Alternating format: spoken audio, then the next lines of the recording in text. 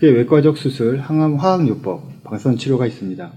외과적 수술은 암 덩어리와 주변 임파선을 포함한 폐의 일부를 제거하는 방법이고, 항암 화학요법은 우리가 흔히 항암 치료라고 아는 것으로 정맥 주사를 통해 항암제를 투여하는 것입니다. 최근에 연구가 많이 진행되고 있는 표적 치료도 일종의 항암 화학요법이라고 할 수 있습니다. 그리고 방사선 치료는 암 덩어리 또는 전이된 부위를 방사선으로 쪼여 파괴하는 치료입니다. 항암요법을 전신적인 치료 방법이라고 하고, 방사선 치료와 외과적 수술은 국소적인 치료 방법이라고 표현합니다.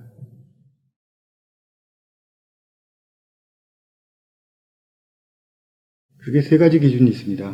폐암의 종류, 폐암의 병기, 즉 진행 정도, 그리고 환자의 건강 상태가 기준이 되겠습니다. 먼저 폐암의 종류에 대해 설명을 드리겠습니다. 폐암은 크게 소세포성 폐암과 비소세포성 폐암으로 나뉩니다.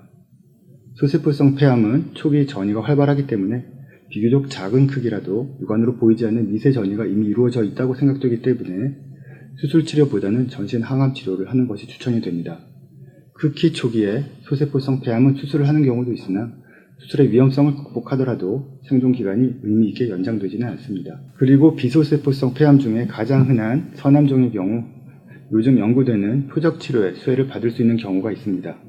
특정 유전자의 돌연 변이가 발견되면 그 유전자를 타겟으로 치료한다고 해서 표적 치료라는 명칭을 얻었는데, 일반 주사 항암 치료제보다 부작용도 덜 심하고 어느 약으로 나와 있는 치료제도 있어 치료 편의성도 높을 뿐만 아니라 생존 기간도 더 깁니다. 그 다음은 폐암의 병기, 그러니까 폐암의 진행 정도가 치료 결정에 중요한 역할을 합니다. 폐암의 병기는 병이 얼마나 크며 어디까지 퍼져 있느냐를 나타내는 숫자 개념입니다.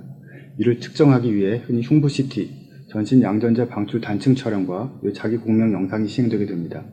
흉부 CT는 폐 내에 생긴 암의 크기 및 분포, 흉곽 임파선으로의 전이를 보는 검사이며, 흔히 PET이라는 영문명으로 일반인들에게서 잘 알려져 있는 전신 양전자 방출 단층 촬영은 폐외 다른 장기로의 원격 전이에 대한 검사입니다.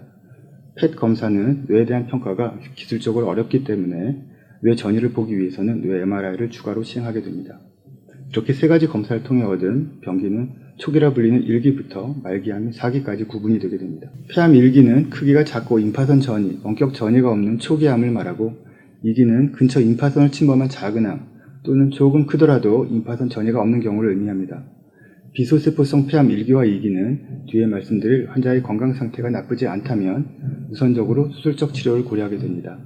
3기 폐암은 원격 전이는 없으나 흉곽 내 주요 구조를 침범했거나 중앙 임파선 전이가 이루어진 경우이고, 4기는 다른 장기로의 원격 전이가 있거나 반대편 폐로의 전이 또는 흉막, 심장을 싸고 있는 심막과 같은 흉곽 내 주요 구조물을 침범한 경우입니다. 3기 중에 중앙 임파선 전이가 없는 경우 수술을 우선적으로 고려하게 되나, 통상적으로 3기 이후부터는 수술적 치료보다는 항암요법과 방사선 치료를 선택하게 됩니다.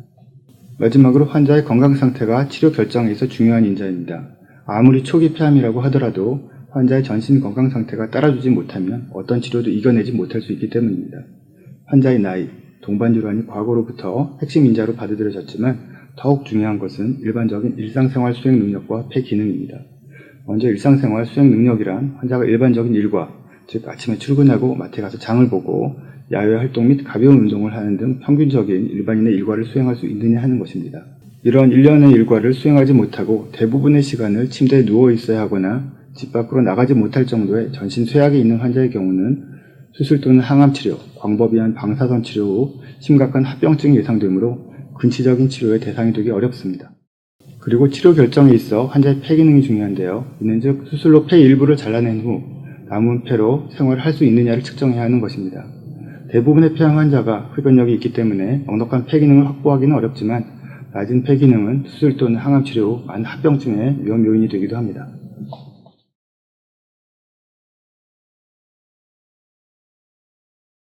정리하자면 폐암의 치료는 외과적인 수술, 항암 약물 치료, 방사선 요법이 존재하는데, 폐암의 종류, 병기, 환자의 건강 상태에 따라 이들 중에 선택을 하게 되며, 소세포성 폐암의 경우 항암 화학요법과 방사선 치료의 혼합요법이 주를 이루고, 비소세포성 폐암의 경우 환자의 전신 상태와 폐 기능이 적정 수준을 만족할 경우 1기와 2기, 3기 중 초기의 경우 수술을, 그보다 진행된 경우는 항암 화학요법과 방사선 치료의 조합을 선택하게 됩니다.